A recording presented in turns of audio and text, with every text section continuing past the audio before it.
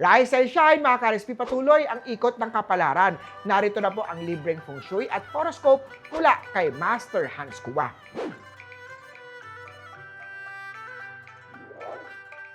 Simulan natin sa mga pinanganak ng Year of the Rat, may makakatampuhang katrabaho. Ayusin agad bago lumalim ito. A small misunderstanding can become big if left unresolved. But harmony grows when addressed early. Gray at 2. Ox naman tayo, may lihim na admirer na nagpaparamdam. Kilalanin muna kung totoo ang intensyon bago magbukas ng puso. Maglagay ng fresh flowers sa southeast corner ng iyong bahay para mag-invite ng love at gentle energy. Brown at 4. Kay Tiger naman pansinin ang simpleng pananakit ng katawan. Tanggap mo na medyo nagkakaedad na kasi. Pink at 6.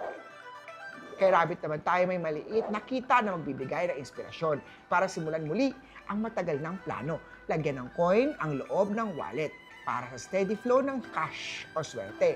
Blue at 1. Kay Dragon naman tayo, uminom ng mainit na tsaa pagkatapos ng matagal na trabaho upang ma-refresh ang isip at katawan. Recharge your body and your spirit will follow. Kay Snake naman tayo, tuloy-tuloy ang swerte sa trabaho basta't umiwas sa chismis na maaaring magpabagal ng iyong momentum. 1 hour trabaho tapos 5 hours chismis, huwag ganun. White at 8. Kay Horse naman tayo, ingat sa biglaang promo o flash sale. Posibleng hindi mo naman talagang kailangan ang item na yan.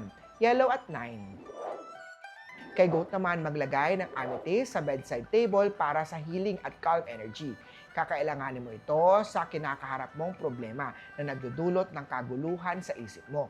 Purple at 1. Kay Monkey naman tayo, maglagay ng jade na charm sa pitaka para palakasin ang energy ng long-term wealth. May kikitain mula sa sideline din panatili ang diskarte at maging consistent. Green at 6. Kay Rooster naman tayo, magpahinga kung napapagod. Pwede kang huminto kung sobra na. Walang pumipigil sa'yo. Kung meron man, nasa iyo ang desisyon para mapabuti ang mental health mo.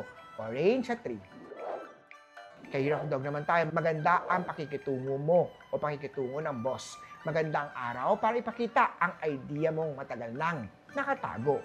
White at 7. At kay Year of the Pig naman, mag-ingat sa taong nag-aalok ng madaming pera. Posibleng scam o false promise of wealth grows slowly but surely. Beware tayo sa mga shortcut. Walang ganon. Maglagay ng citrine stone sa iyong coin purse para ma-enhance ang pera. Blue at 5. Muli po, ito po'y gabay lamang mula kay Master Hans Kua. Nasa inyong mga kamay nakasalalay ang inyong tagumpay. Kaya always tayo think positive at i-manifest natin ang success. Mga ka-RSP,